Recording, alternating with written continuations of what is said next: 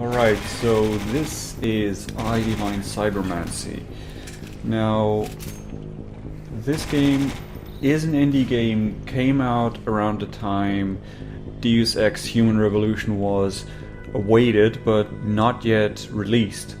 So it really picked the perfect timing for guys like me to be released, buggy as it was, because it scratched the itch. We were all waiting for Deus Ex Human Revolution, and then came E.Y.E Cybermancy, and not only delivered us a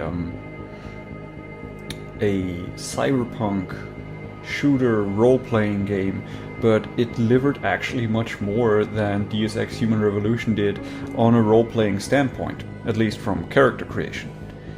Now, it has its own visual style and mashup of Warhammer 40k, which I personally don't like that much, mainly because of the story, but Warhammer 40k, Deus Ex, you'll see a lot of Shadowrun in there, and a lot of its own creative stuff, so it's really cool, really underappreciated, and really unfairly unnoticed, especially considering how tight a budget the developers were running on.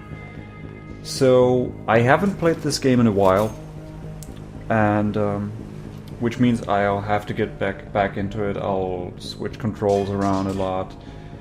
How this works right now, you would see no avatar selected, meaning that actually you create a character and you can have multiple characters at different points in the story. It's kind of like where you have a save game per character. Think of the old Zelda Game Boy Advance games, or even older, where you have like your 3 save states. Sort of like that. Also, the full campaign is available in multiplayer and single player, so if you want to get this with your friends, I highly recommend it. You can play it to just dick around a lot, yes you can, but for those who get really invested into it, they will find a lot of mystical, creepy, they will find an interesting adventure in this. I'll explain a bit more as we go. I don't want to spoiler you up front with too much, because this game has a lot of spoiler potential. So, this whole thing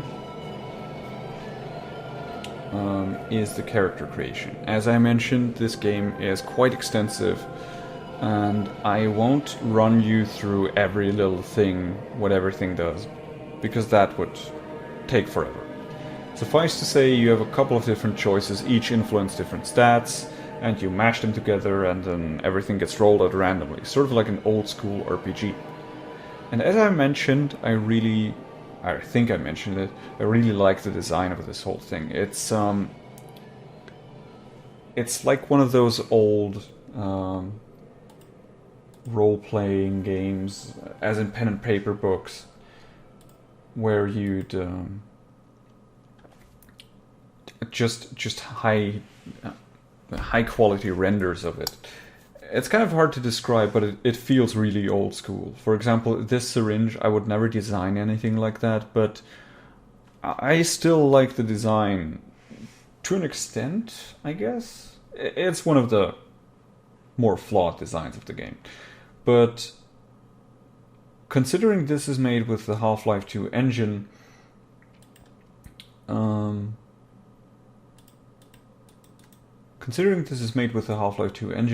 so the Hammer engine, or Source engine, Hammer is the editor, you'll find that some of the levels are very blocky, but still I like the level design and the whole, actually most of the design of this game. Reminds me a lot of Blade Runner, just more grand and epic. Or a lot of, if I could find a name for it.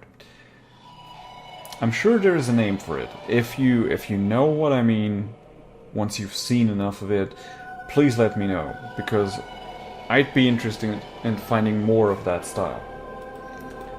As mentioned, you just generate your stats randomly, sort of trying to go for something that doesn't end up with me dying a lot. Couple of things I will explain. You can actually go crazy in this game. Magic, yes, this game has magic, or rather psionics, works in that there is hell, or as it's called, the metastramonic force in this game. And if you have ever played Hellgate, that's sort of what it's like. Demons appeared, nobody knows from where, but you can tap into their energy, and that's how magic works, sort of works. Or rather, that at the very least it's that psi powers make you more susceptible to being invaded by the metastramonic force and being converted by them, meaning that higher level spells actually strain your mental balance more. Seeing a lot of gore and seeing a lot of unnatural things also does that, to the point where you go nuts and put your gun in your mouth and pull the trigger. Hacking works kind of the same way, as in that, if any of you have ever seen Ghost in the Shell, the show, the anime show, or the movies, your brain has been enhanced with a computer, and you can actually be hacked and hack most other people. That can work in, you control their body, you can make them think they're friends or enemies, you can even let their heads explode. And anything you hack most likely has defensive software that can hack you back, even doors. A security door will have a firewall that will attempt to block your hack, and if available, hack you back. So hacking, not that generic and unimportant here. You can make do without, but you won't see everything that this game has to offer. Sure, why not? Let's go with that. Medicine will kill us because... I will explain as we go. This is a lot to talk about. So this is basically the lobby. You, any character you play...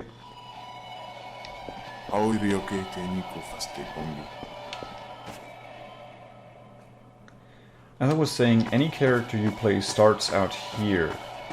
And going through that portal will take you back where your character last was, or start the game anew. And this whole thing is supposed to be a dream you always return to, and I just love its design. I actually like the soundtrack in this game. It's very alien. I know it's not a cool soundtrack, as in it's a track you can enjoy like conventionally, but that's the point of it.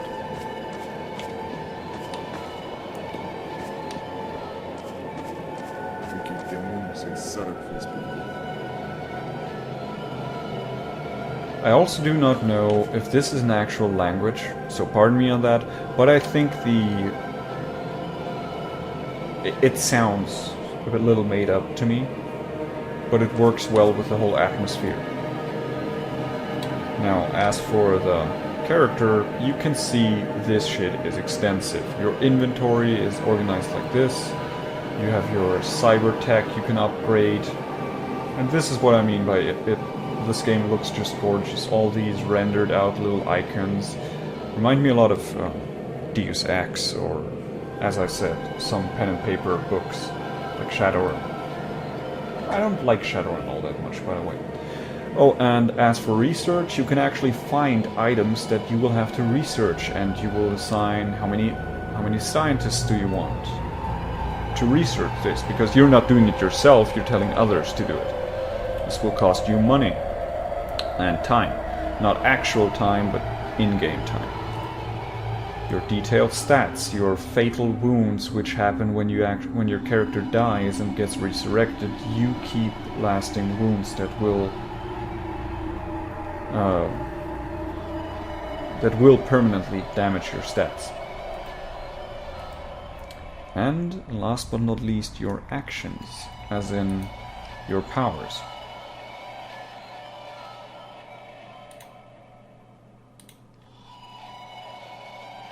Hacking, very important. Also repair, very important, because if things get damaged, if you're bleeding, if you're mentally ill, like I told you, maintenance fixes that to an extent.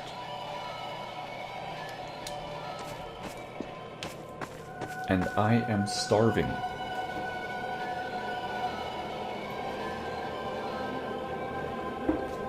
Let's do this.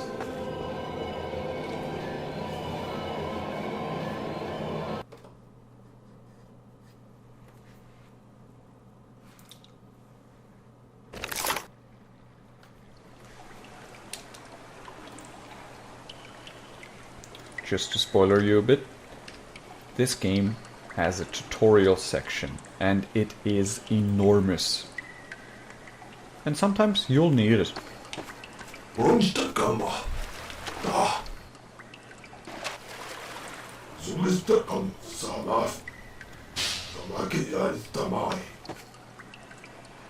Now, as I said, the level design sometimes is a little... the graphical quality of it may be a little subpar,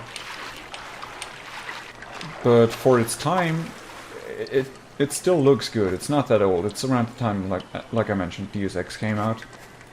But the detail on some of the weapons, I just love the design of it. Really a special little game. Not that little. Also this, remember it. Just remember it.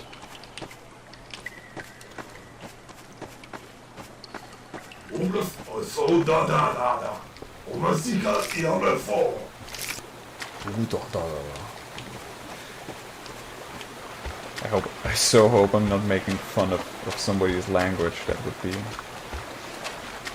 douchey.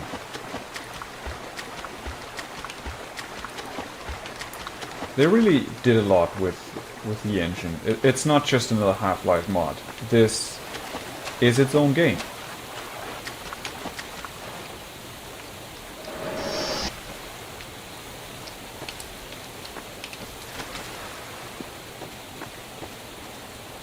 Oh, I haven't mentioned this yet, so red is your health, yellow is your energy, and green would be your mental balance. Seriously, best pay attention to these stats.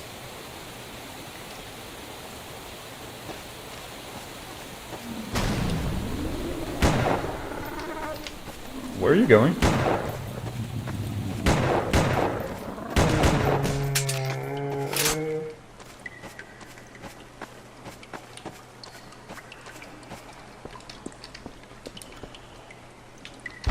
Alright, failure. Also, on the top left, you will you see that I just gained money from defeating an enemy. This is where the whole role-playing part comes in. I think there's a dialogue now, so I'll shut up.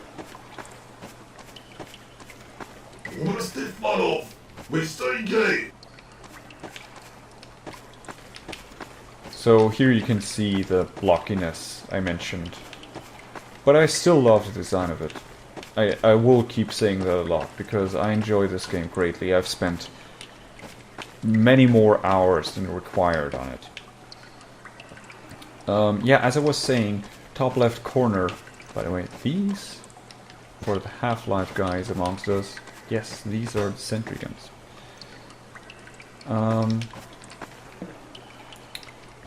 The role-playing part. Yes, you gain money from defeating enemies. Not every enemy, I'd think, but also your attacks are sometimes rolled randomly. It still is your accuracy, your manual accuracy, your personal skill that determines where you shoot. But sometimes a shot will just misfire, and sometimes you will land a perfect attack dealing critical damage. That's how this game works. Same goes for the enemies. Sometimes they hit you, sometimes they don't. And I'm going to take this new little mechanical friend of mine with me. Oh, no, no! You're not... Don't shoot the NPC. He's still alive, so that's good. And he's not... Hey, hey, hey. Oh, he is mad at me. Ow. Kill the captain. That's not good, actually. That went better last time.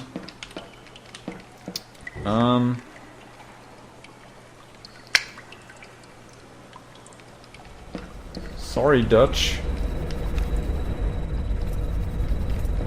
Yeah, Dutch is dead. I can't talk to a dead guy. Thanks, tutorial. Sheesh. Okay, couple of things. This guy is Dutch.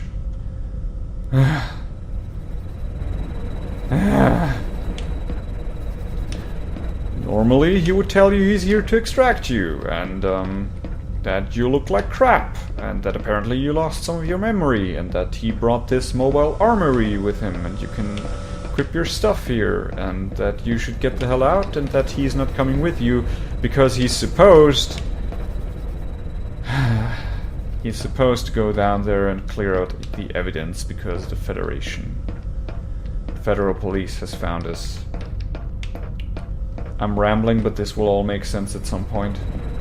Sorry, Dutch. But hey, at least I got a sentry gun, right? Right? No? No. Also, this is what I wanted to show you. You could just leave the entire tutorial here and bypass this entire level. And this is one of the minor secret passages in this game because it's very obvious. But this game is full of them. If you look for opportunities, you will find them.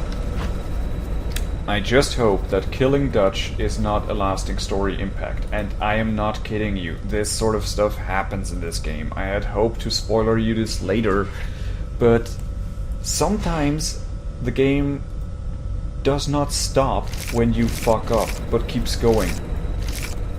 This game is not the kind of game where you go for pick red answer or blue answer, or as all of you Mass Effect hating hypocrites out there because of the ending in the third game, which was oh so bad according to you. If you don't want your red, green, blue endings, if you don't want your red, green, blue decisions, here you go.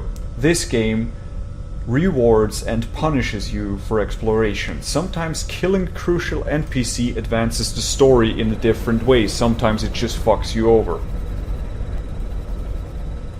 Have fun finding out. I did have fun finding out. And we will find out if killing Dutch has a lasting impact, or if it's just, well, he died on the mission. So this is how your whole inventory works. It's not as tedious as it looks because you can just click something as long as it's highlighted. You can go boop, boop, boop, boop, boop, boop, boop. Right-clicking removes it. Pay attention to your speed, Malice, though, or however you pronounce that word, because, well, it will make you slow, easy to hit.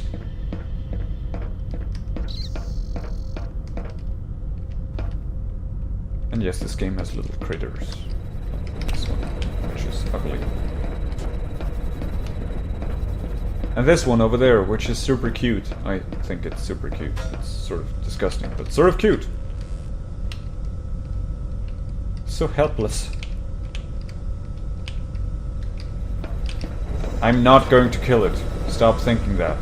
Even that has a lasting impact on your character. I think you get... It does something to you. I don't remember what it is. And I can see enemies down there. And I have a surprise for them. Have fun! I'm such an asshole.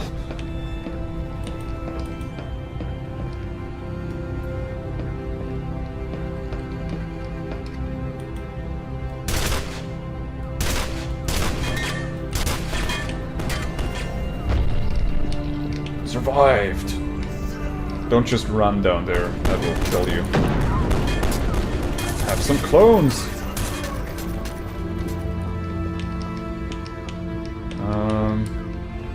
Attack! Go hunt! Go forth, minions! Kill stuff. I mean it.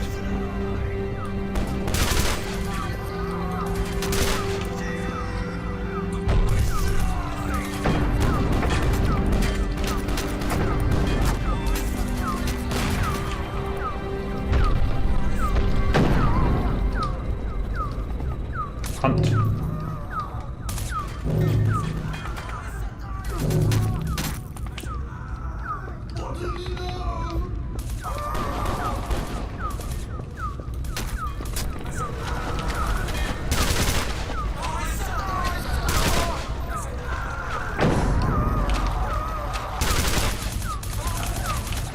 What you just saw was a melee attack. It happens when enemies get close to you, that's just how it works. You do a psionic blast thing. As for getting health back, you have a spell called Alchemy, which disintegrates loot you find.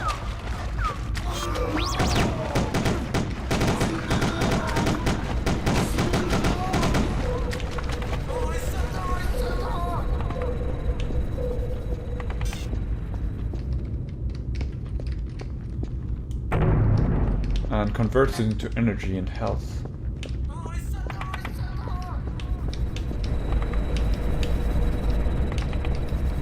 Whoa. Dick.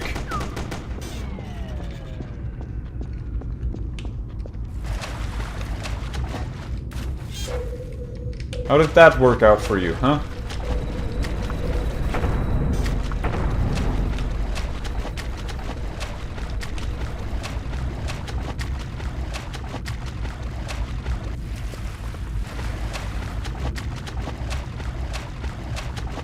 Honestly, could you? Can I disintegrate tires? Whatever you are. Nope. So here you can already see the kind of blockiness and the grand scheme of the level design, which I honestly like. It makes you feel small. Maybe a little bit like MechWarrior originally was supposed to be. But yeah, two things. If you get invested in this game and you enjoy getting invested in the game, you will not be disappointed. You will be if you expect too much. But if you expect to look at this as an indie title and find beauty in its little details, that's what you will find. You can also just play this game with your friends and dick around. I think I mentioned that before. That's fine too. This game gives you tons of opportunities to do that. But, which I haven't mentioned yet, yeah, some weapons in your inventory, if I go there,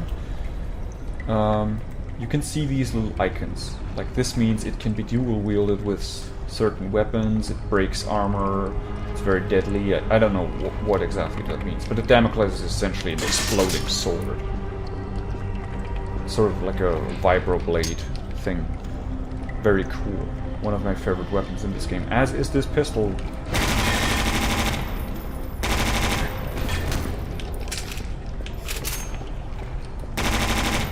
What's with the fucking grenades? Assholes. But yeah, you can get bad karma, and I think killing these little critters gives you bad karma.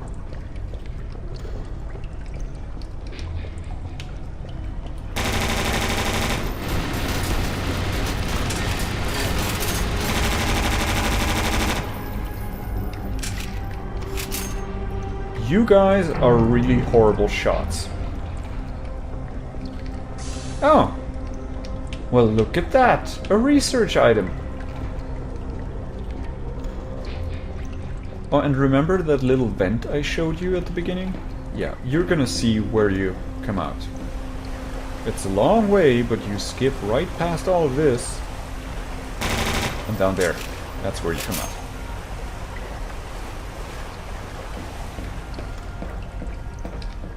Oh yeah, while dual wielding, you cannot really block.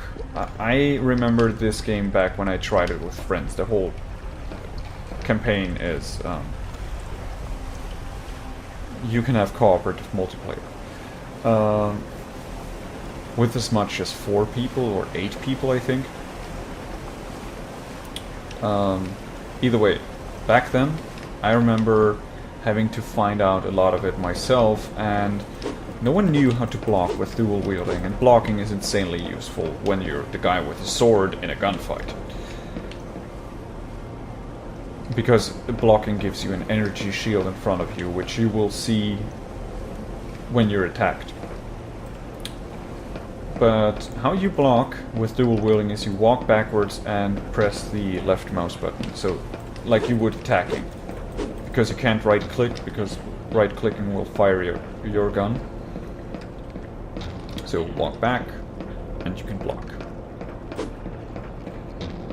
You can't block while running, apparently. Also, don't jump down, just don't do it. If it looks like deadly height, it is deadly height. Now for hacking. T would be the tutorial menu. Hacking, however. Yes, you can hack yourself. If you get hacked, you will have to destroy the virus within yourself. You can see in the target list what's in the near vicinity, and then you can check out its stats, your own stats. And it works very much like a Final Fantasy RPG combat with the readiness bar running through here, and every time it reaches here you can place another attack, and you better be fast about it because your enemy isn't gonna give you any time.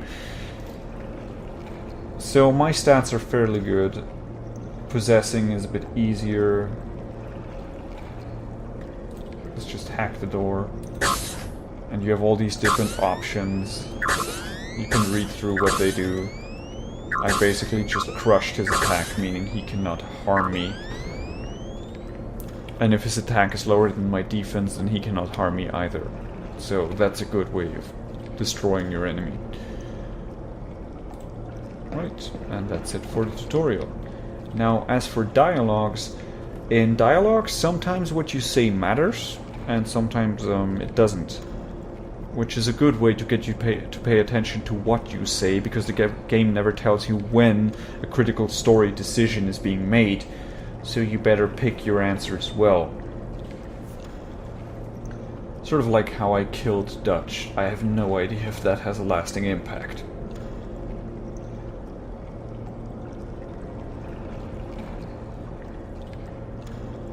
Fine, where do I go? I am listening. Our intelligence agents told you that you were spotted by federal forces. Yeah, we were. We'll create a diversion. Will you be okay? Let's just say there are loads of people here and not the weakest ones either. Good luck. Very well, I'm getting you out of here now. I remember this guy, and if you are being obnoxious about wanting to help him, he will hate you for reasons that will be explained.